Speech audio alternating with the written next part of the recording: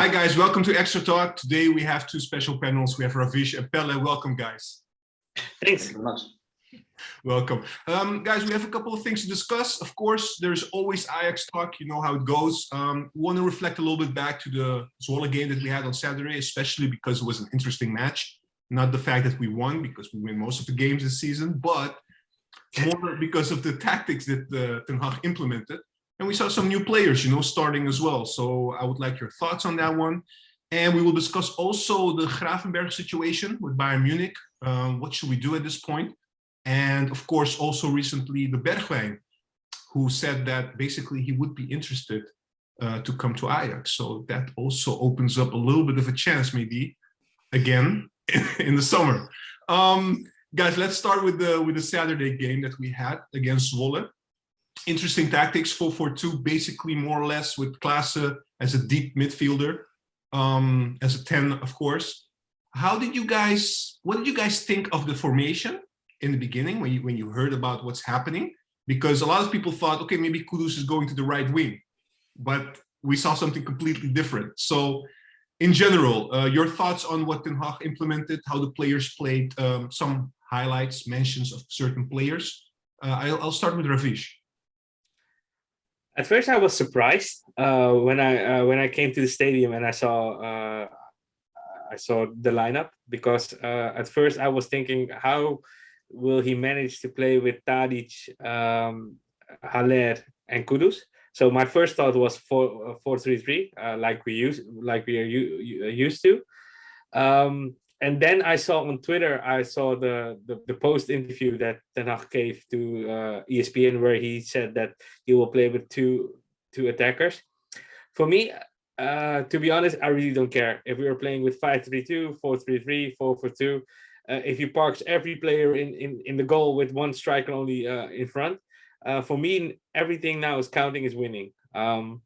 If he had asked me this question in the beginning of the season, I would say Ten Hag has lost his mind, because the Ajax philosophy is 4-3-3.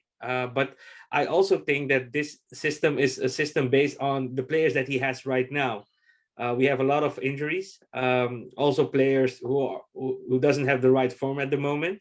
So he needs to choose about what's now important for the team. And we have only 3 matches left. We need 4 points to conquer, or to keep ahead. And I think that this tactic was also a tactic of safety, instead of the fact that he will try something else, which could be really difficult for the team, which could also have points that you can lose. So I really don't care at the moment which system he's playing. But for me, the only thing that counts is 3 points. Understood. Pelle, do you think it was a good thing that Ten Hag implemented this? Of course, looking back, we won the game, but did you see a little bit more energy, a little bit more a different team, you know, in terms of the way they played compared to the recent weeks, in which we looked a little bit more flat, even though we were winning? Yeah, I mean, that's a little bit of a thing, right? When you play, I mean, in the ground a little, or rather you're playing a little bit more defensively. You're trying to be a little bit more, you know, on the cautious side, I'd imagine. Honestly, I was very much surprised as well, as probably everyone as well, because Ten Hag in this situation gave me a little bit of whiplash due to the fact that he never wants to change. He never changes anything, and now did a kind of fundamental shift in strategy, which is something we have never, or rather not seen to that extent. But then again, that's touched upon previously. I think that was something that was born out of necessity rather than, you know, more of a strategic choice. And you can probably see it as well. I don't want to call it that he's having what you can call senioritis when you're nearing the end of a job, that you are a little bit of more of a, you know, he says that he doesn't want to be distracted by United, but obviously he is. And you could almost see that in the strategies you played out right now. But once again, I mean, we played. How do you see that? How do you see that? I mean, it's not great if you look back on it, you know. I mean, we've been having this conversation a lot of times during the season. In the beginning, we were so excited, you know, how they were playing and how everything was coming together. And like I said previously, if you would have told me that we'd have played this system, you know, just a couple of months ago, I would have called it crazy, because, you know, you wouldn't have seen it coming. But now we're in that type of situation. and I don't like it, but it is what it is. What you're gonna do. Sometimes you need to adapt to circumstances, and now it's not been great, but we need to get that win. And if this is how we need to do it, then absolutely. I'm not going to be proud of it in the end of the season, but you know what? If we win, then that's what it took. That's what it takes. Understood. Ravish, if I mention a couple of players, maybe you want to highlight your own, but in this system, how do you think, or what do you think? Do you think Haller fits that 4-4-2, basically, that we played on Saturday? And again, just for our viewers, I'm not trying to single out Haller at the moment, but I'm just saying, like, because it has impact, because he's the forward striker, and whether you play 4-3-3 or 4-4-2 has an impact also on his role, so that's why I'm bringing this up. Well, I think the biggest question is what happened with the form of Haller, because I think either a 4-3-3 or 4-4-2 would fit him. I think he played abroad. He played in a 4-4-2 system, and I think it would be definitely a good system for him because he's the target man. He can keep the ball at him, and Tadic can circle around him. The same as for Brobbey. So I found him Saturday working really hard, tried to give an impact to the team. He missed the biggest chance of the game. In front of open goal, he shot the ball over, and they are still seeking the ball. I heard from the people. So yeah, he is in a difficult period now. Like I said before, a lot of players like Bergwijn, he also has problems with his form. A player who really surprised me in a positive way was Taylor. Against NEC, he also brought that energy that we were seeking. But the thing was that he was a little blind during that game, trying to do a lot of things instead of playing from his own position. You cannot blame Taylor or any other new player that comes in that they want to overdo. No. I don't blame him. You don't get so many chances, right? You don't get true. chances. So, yeah, true. I don't blame him for that, but at some moments he made a wrong choice. Okay, like you said, he's a young star, so give him the time. Yeah. But against PEC, the way he gave the assist to Tadic, the way he was playing in the game, asking for the ball, wasn't afraid to come in the duels and stuff. So I found him really well. Also, Regeer, I was surprised when I saw his name in the lineup, but then I remembered, we have another right back, Mazraoui, who's more in the hospital than on the pitch. So I found it a really logic choice from Ten Hag. Coming back on what Per said about the circumstances, I think if the squad was injury free, I think, and the form was well, Ten Hag wouldn't change to 4-4-2. But the circumstances made him use this system because he only wants to win right now. I don't think he's also really busy with Man United. However, the sounds that we are hearing in the media are telling a different story. I think he's still focusing on Ajax, but I think it's for everybody normal that when a new opportunity is coming up, I think if you're having in our daily job, you know that you will start somewhere else. Of course, your thoughts will go slowly to the new environment. But coming back on your question, Taylor, amazing. Regeer played really well until he got injured. And I still have my faith in Haller because the moments that we needed him, he was there. And I believe that against AZ, he will play a really big role. Yeah, understood. Pelle, question, right? Yeah. Ravish is mentioning or highlighting the young players. Regeer had his debut in the Eredivisie. Taylor, second consecutive starting position this season, doing well. Even Ten Hag said after the match, in the post-match, that actually, because a lot of people thought, why is Alvarez not playing? Maybe he's injured or stuff like that. But this one was really like he showed a very good match against NEC, and now he rewarded him basically with the starting position again against Zwolle. Do you understand that? I mean, are you happy by this decision by Ten Hag? And do you think also he will do the same against AZ next week? I would probably say that he probably won't do it next week. He probably did it now when he thought that I don't want to say it, when he thought that you can get something out of it at a pretty minimum cost, because he's, as you said, he played well the last week as well. And I do think that it's the right way to go to, to actually reward your players when they're do play well. Otherwise, what's the point of being, what's the point of staying on the bench if you can't get into the main team? I mean, I like Alvarez as well, but sometimes it's healthy to have some competitions, and now Taylor has actually provided that. So I definitely think that is something that is good for the rest of the teams as well. Not sure what Unvar ain't got that opportunity yet, but that's another thing in Italia, I suppose. Another section, maybe another extra talk about that. Yeah, exactly. That's another rant for another day. True. Yeah, but I definitely think that it's something that you should strive to do, especially Ajax. Has been relying on the academy for so long, and I definitely think it's the right way to do it. At the same time, we have to find and strike that balance between playing your what you're going to say, your youth products, and also balance it with the more experienced players as well, just to be able to get the best quality out of everyone. Yeah. But to answer the question shortly there, that I definitely think it's the right way of doing it, but I don't think he's going to be starting him next week against AZ unless Alvarez or something like would be injured or something. I can't imagine, but who knows? We're in a scary period now. We're in a weird time. Almost there. Ravish, you're also I'm going to ask you actually the same question a bit different with a twist, because Pelle is saying, like, I don't think that he will do that against AZ. You basically agree with him based on your reaction.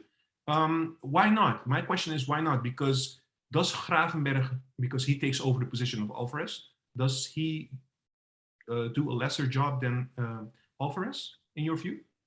Well, I was thinking, because we are now playing a 4-4-2 system, so you have an extra midfielder, which could be Taylor on that position, because against PEC, he was, correct me if I'm wrong, Gravenberch was a little bit more defensive player, and he was playing from the left side and Kudus from the right side. So I would say if you would play with Alvarez, he will choose for more body, because he's thinking that the match will be decided on the midfield, because the AZ midfield has also power with Klaasie, De Wit. I believe now Carlsen is the attacker. Who was the Scandinavian guy who's also playing on the midfield? Mitchell.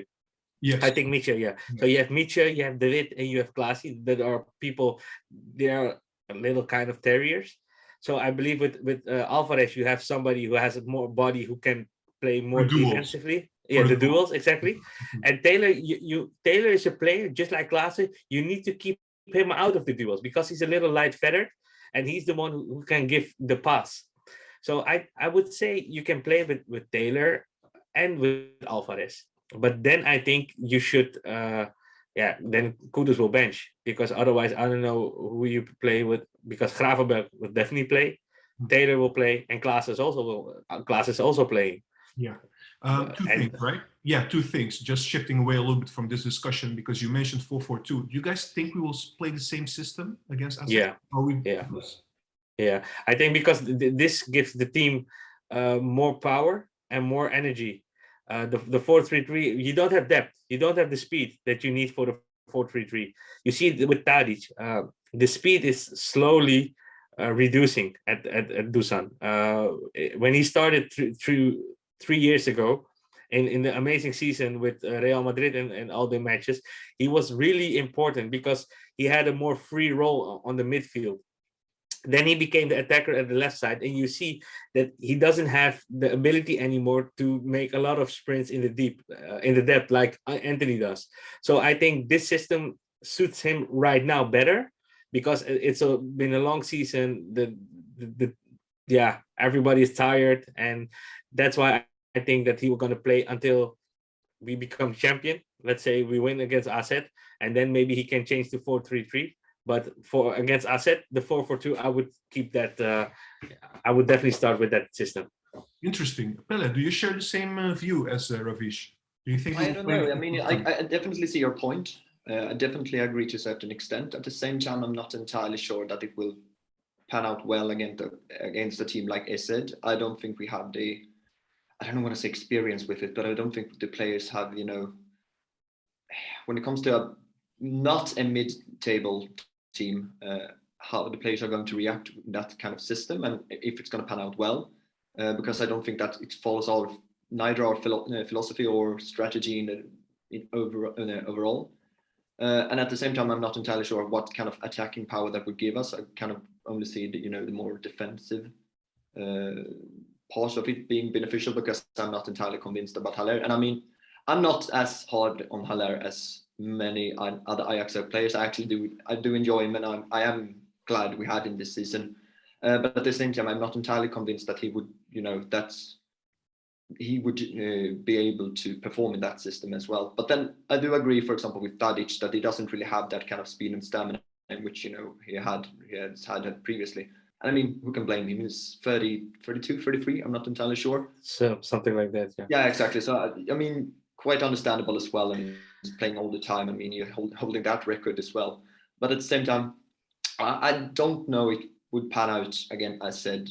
And if it would, great. But if it wouldn't, you can't really have in that sense. You can't really adapt in that situation, in which you maybe can do in a 4-3-3. But then again, that is up for the performance on Saturday. So I don't know. Yeah. You can also think of, he chose the 4-4-2 because he had a lot of injuries. Yeah. The only reason to make Ten Hag choose for the current system, the 4-3-3, is when all the personnel is back. So when we have a Masraoui, when you have a Martinez, because then you have some more confidence in the back. Because I was in the stadium Saturday, and many times I saw Blind and Timber playing like the 5th and the 6th attacker. And the problem with Blind is that when you lose the ball, when you're attacking, and Blind is away and Timber is away, you have a lot of space in the back. When you have a player like Blind who doesn't have the stamina and the speed anymore. So you need to discuss with Blind what is his part during the game, because you can't attack 90 minutes like we did before the winter stop. But coming back on what you're saying, why not try to start, if you want to play 4-3-3?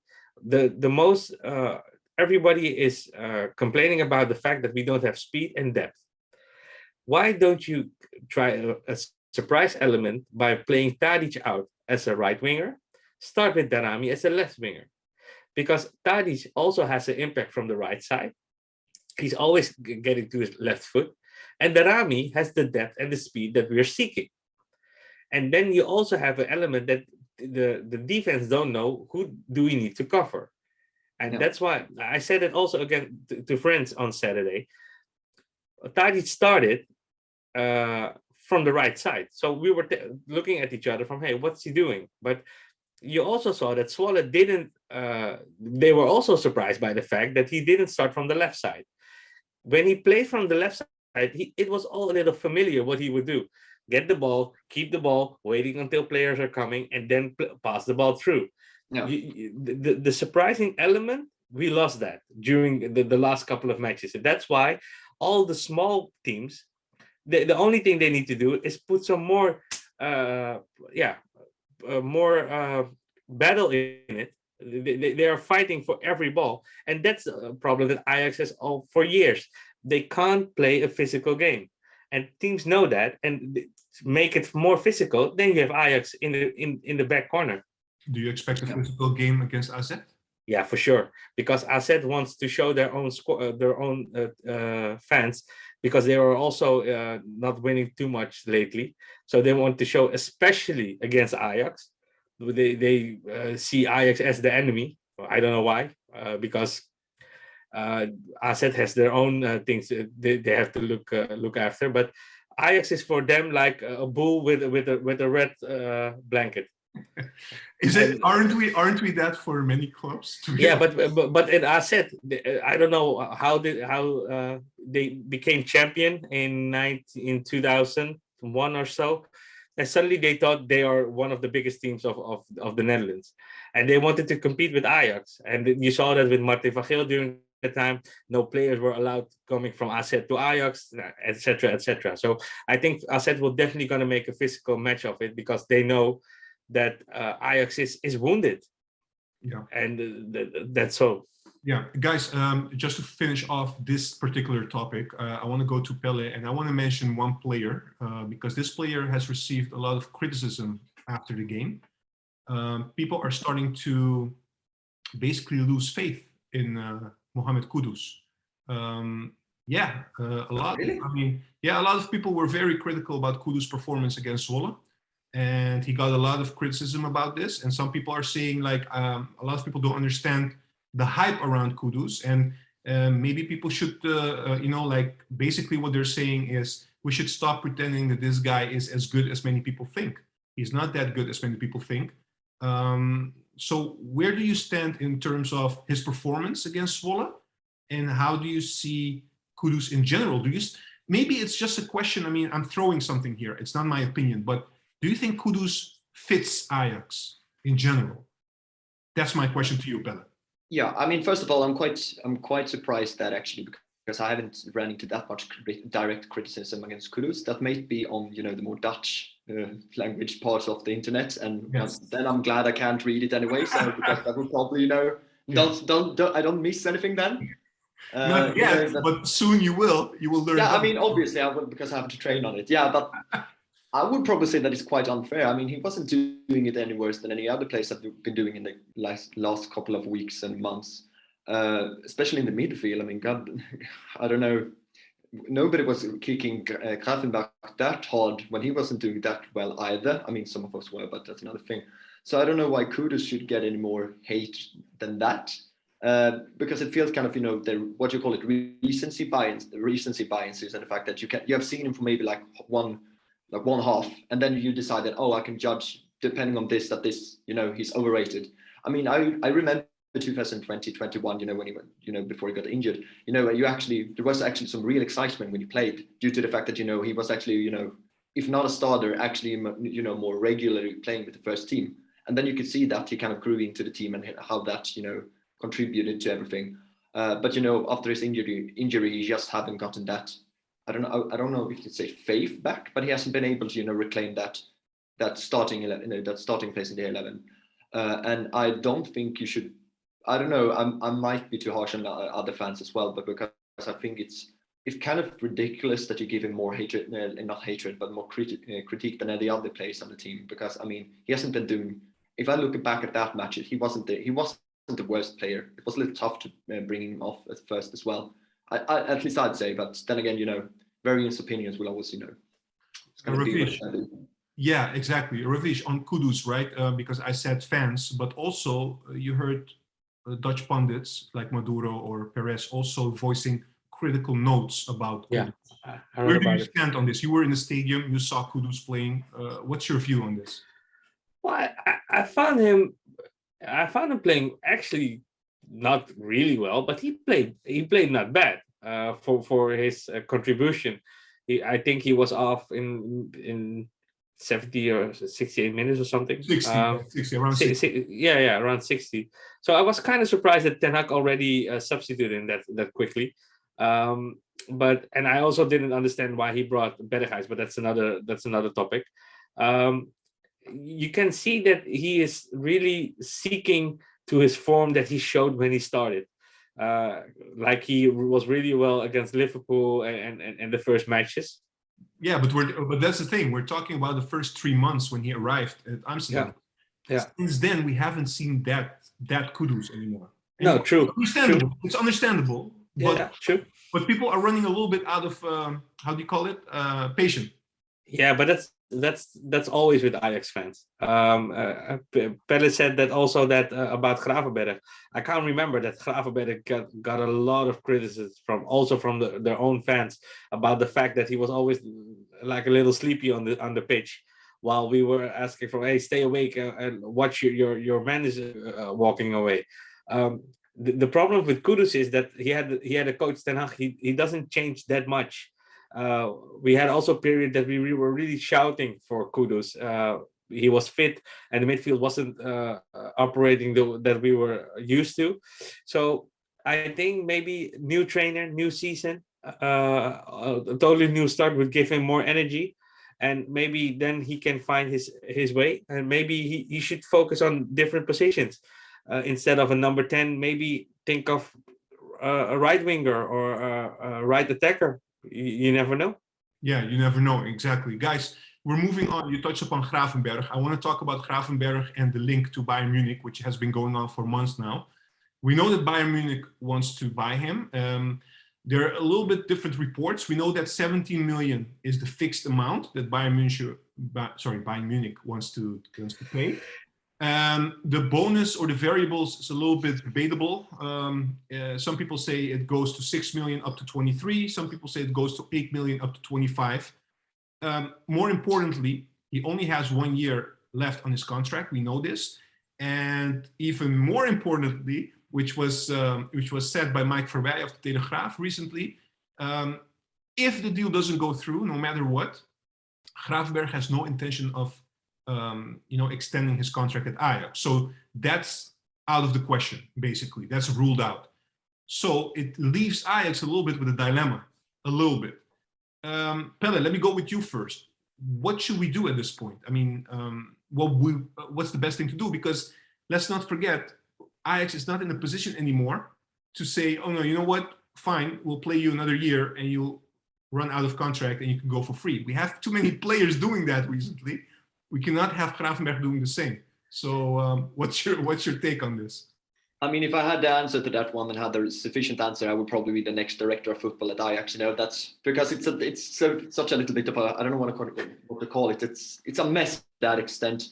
And I think it's quite interesting because it leaves both the club and also Gravenberch in kind of a, awkward position during the fact that he's been saying all the time, it's like, oh, I don't want to get out. Both he and his family have said, we don't want you to leave for free. We want you to, Ajax actually get something back here. But at the same time, when a club comes, when you're that young and, a club with Bayern Munich's influence comes, you will probably, I understand the spontaneous feeling, even though I don't agree with it and definitely think he's not ready. But at the same time, it kind of feels weird to let him go for, I don't know, the variables are different, but it's 25 in the end, something like that. And Ajax wants, a minimum of 30. So it's a very hard situation because you don't want to lose out. I understand that as well, but at the same time, yeah, because we don't have that many other players right now, which we could sell for that high amount unless we want to unload Anthony. I don't think we should do that either. So in the end, I probably would have to say that, yeah, it's probably for the best if we manage to sell him for around that sum. I do not like it, but at the same time, I don't like the alternative either. And apparently sometimes you only have bad alternatives, so what you're going to do? And I think that if we let him go, we might actually free up a little bit room in the midfield as well, even though he's been, time great and probably is going to develop into something amazing as well. It's just unfortunate that it's not going to happen at Ajax, apparently. Yeah, absolutely. Ravish, I was thinking, right? Let me throw this at you about the Gravenberch situation. What if we just say no to Bayern Munich and say, once you come with a better offer, you come back to us? It is a risk, but sometimes we know in the transfer window that clubs might say no, and then at the end of the transfer window, they'll come back to us. Or do you think it's a big risk from Ajax to do something like that? We should definitely sell Gravenberch. We shouldn't wait until the last one because you also need to anticipate for potential replacement. Yeah. This is all part of the whole game. Ajax won 5. Ajax won 10. Bayern won 7. Wants to give 7, and at the end they will find each other in the middle. So he already made it clear, Gravenberch, that he wants to leave Ajax because he thinks he's ready for the next step.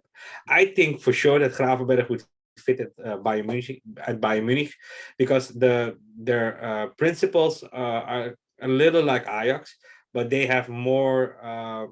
The club is bigger. The competition is also more physical, which could be also better for Gravenberch. That the sleepy moments that we just discussed, he will definitely lose that in the Bundesliga because every second that you're too late, you're already gone. Yeah. So I would definitely say sell him.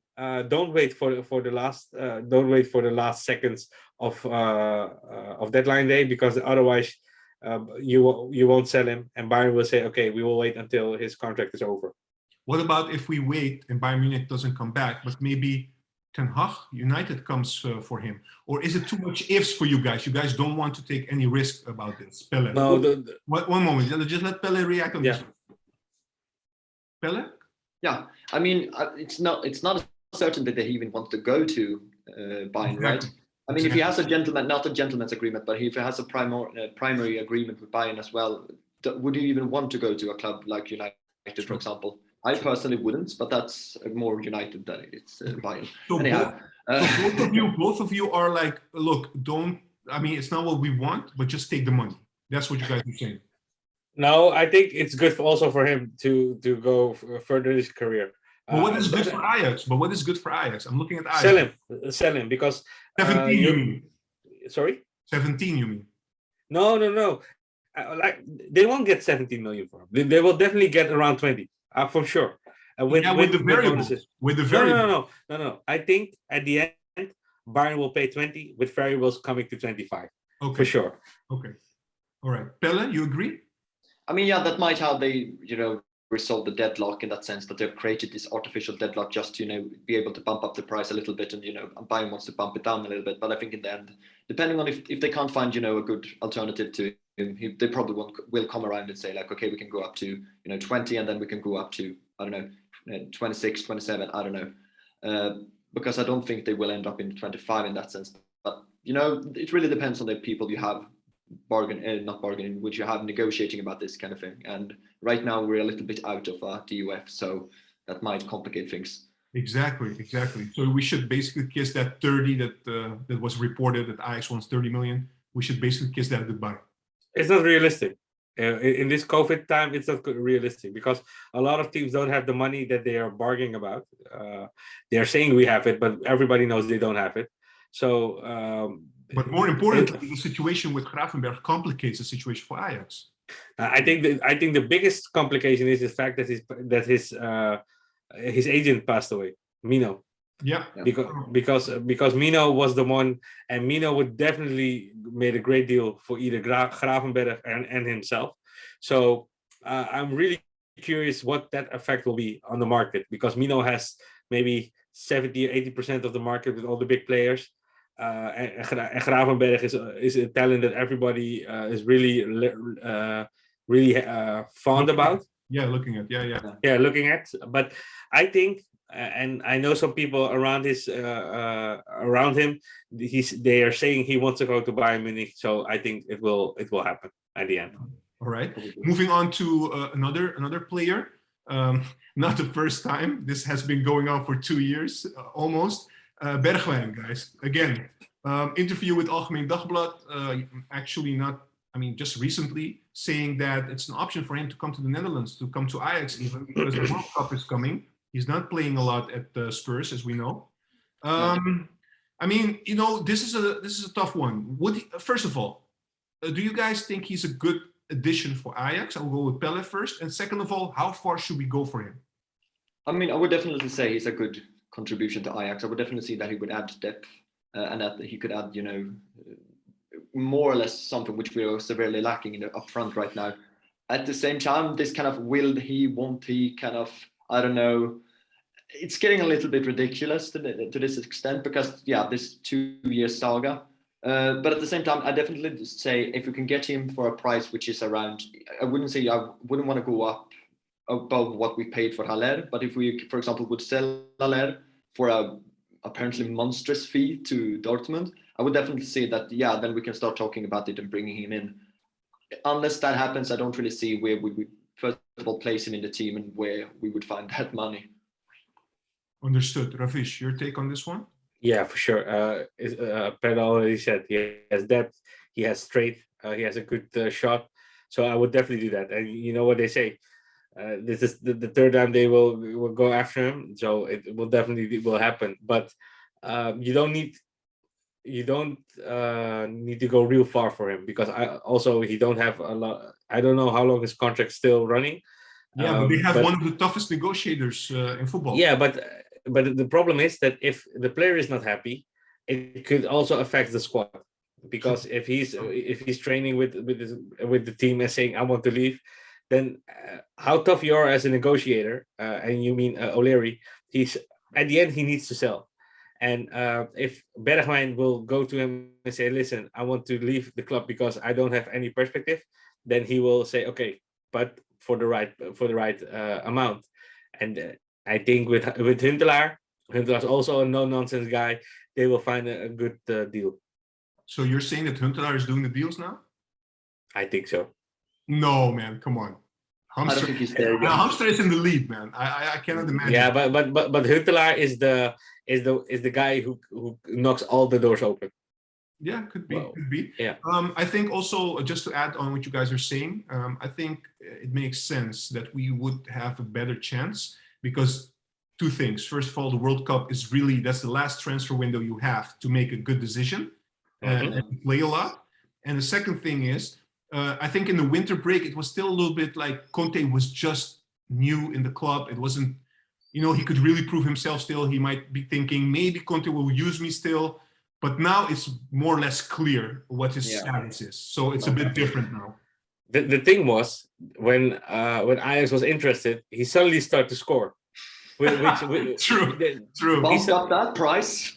Yeah, and he suddenly started to score, which gave the idea that he would be a player with a massive contribution to the team. Yeah. But it was just a small period at time. And I still regret the fact that Ajax didn't push through, because you're now seeing it. We really missed that.